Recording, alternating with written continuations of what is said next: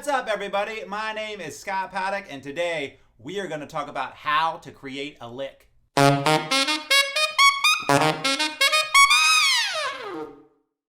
One of the last videos that I did was called the lick line approach to improvisation, and in the comments of that video I got a whole bunch of questions about licks. So today I thought I would do a video specifically talking about licks, how to use them, and how to create them. Most importantly, how to create them. So the three main questions that I got in the comment section to that video are: how do I know what lick to play? When do I play it? And how do I create a lick?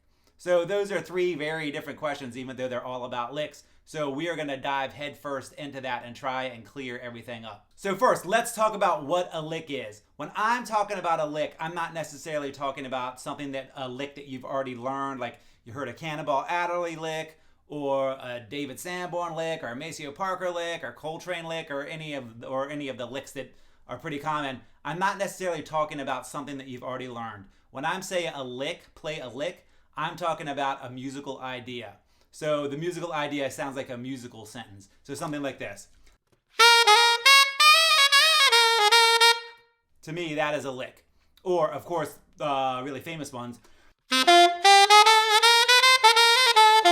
That's a lick also.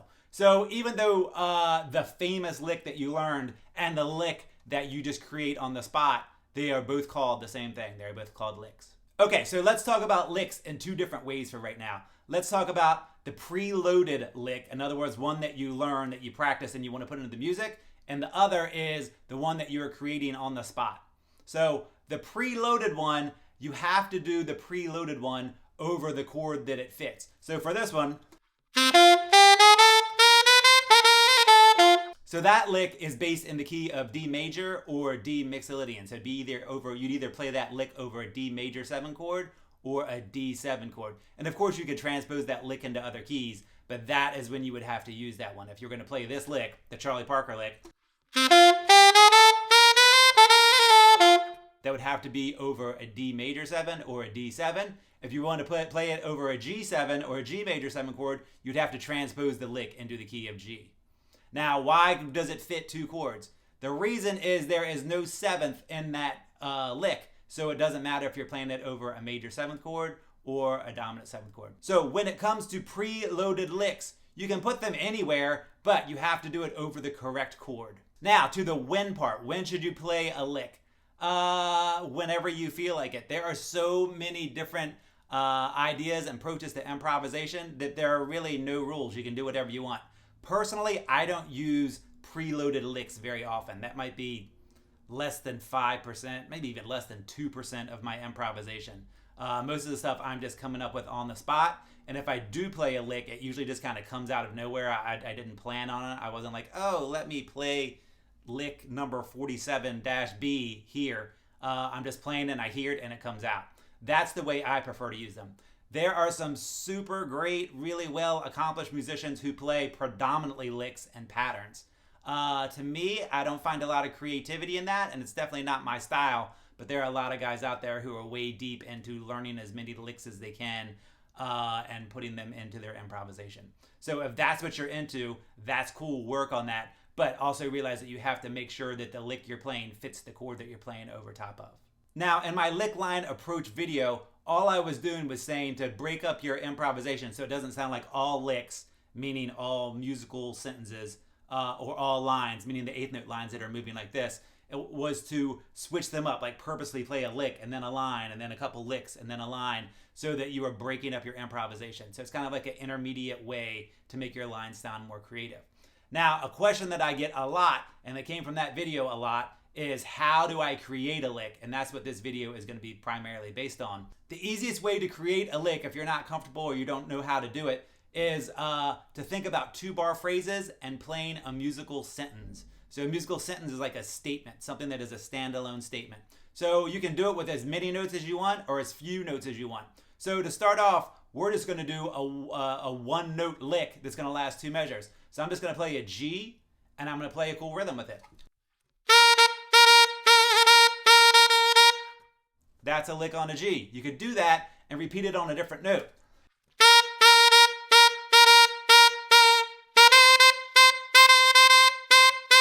That's a lick. It's that simple. So you just want to have like a 2-bar phrase that sounds like a musical statement. If I just played,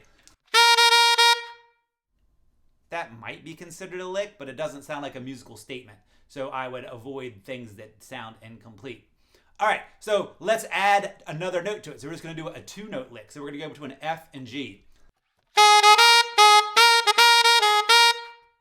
That's a lick. There's no like real magical way to create a lick. A lick is kind of whatever you play that sounds like a statement. This time I'm going to do a 3-note lick, and it's going to be B, A, G. So in my G scale, it's going to be 3, 2, 1. Lick. That's all it is you take some notes that you know are going to fit the chord that you're playing over, and you come up with a cool idea. Okay, so we've talked about licks that are 1 notes, 2 notes, 3 notes. We can also play a line that feels like a lick. A line means it's going to be a lot more notes. It's going to feel more like a scale, but it can also work in the position of a lick.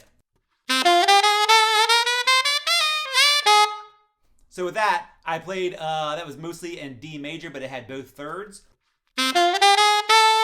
And then from there, I did a little bit more chromaticism and finished out the scale.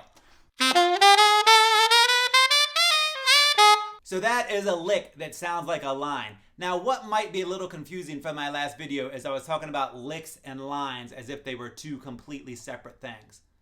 A line can also be a lick.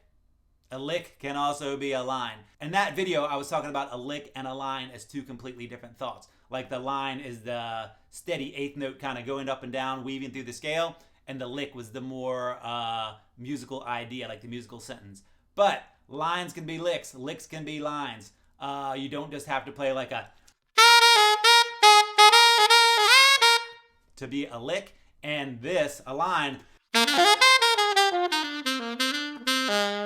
which definitely sounds more like a line, is also a lick. So that video was just trying to give you an example of the different sounds that you can create when you're improvising, but a lick and a line are kind of the same thing. Okay, let's dive a little bit deeper into creating a lick. So we are going to create a lick over a G7 chord. G7 chord would be G, B, D, and F natural, because the 7 means lower the flat, or lower the 7th. So that would take your F sharp to an F natural. The scale for that would be G mixolydian, which is G to G with an F natural. Now, when it comes to creating a lick using that scale, we can just do the 1-note lick, which is G. And you can do it on any note in the scale.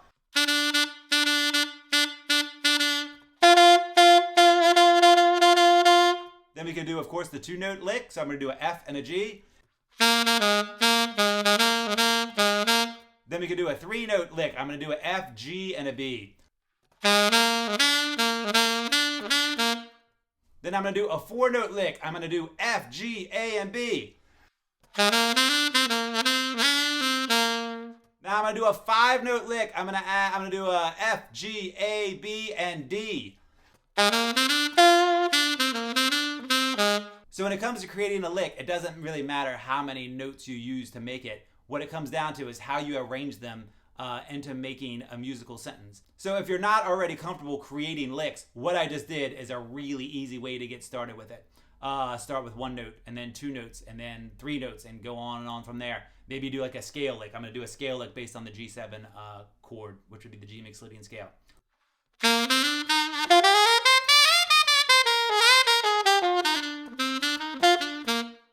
Now, if you notice, that was longer. That was 4 bars. Licks do not have to only be 2 bars. When you're starting off, that's a really good way to get comfortable with them, but licks are going to usually be 2 bars, 4 bars, or 8 bars, because that's the way music is generally divided up. But again, the great part about improvisation is making up your own style, breaking the rules, and sounding the way you want to sound. So there's no like, you have to do this, you have to play like this in order to improvise. Obviously, you want to play the right notes and you want it to sound good, but once you get past playing the right notes, the way you arrange everything is totally up to you. As you get more comfortable improvising with licks, in other words, not preloading what you're going to play and just using the notes and coming up with ideas on the spot, improvisation, you're obviously going to come up with things that come out of your saxophone a lot more often, kind of licks that belong to you. Another way to describe that is your musical vocabulary. If you listen to Kenny Garrett, there are definitely Kenny Garrett licks that he plays a lot. If you listen to John Coltrane, there are Coltrane licks that he plays a lot. If you listen to Maceo Parker, there are Maceo Parker licks he plays a lot. If you listen to me, there are licks that I play a lot. I usually don't think, oh, on this measure of this bar, I'm going to play this lick. To me, it just kind of comes out naturally whenever I'm playing it. Almost think about it like when you're talking. Everyone has certain phrases they say a lot, and that describes their talking pattern, their speech pattern. It's the same thing with your improvisation. You're going to develop some patterns that kind of come out naturally just by the way you play and what you hear. So hopefully that explains what a lick is and how to create one. Thanks for taking the time to check out this video, and if you now feel comfortable creating your own licks, I would really appreciate it if you would give me a thumbs up, subscribe to my channel, and share it with your friends. If you have any comments or questions, leave me a comment below. I answer almost everything, and if you have a really great topic for the next tutorial, I will definitely use it. Thanks a lot.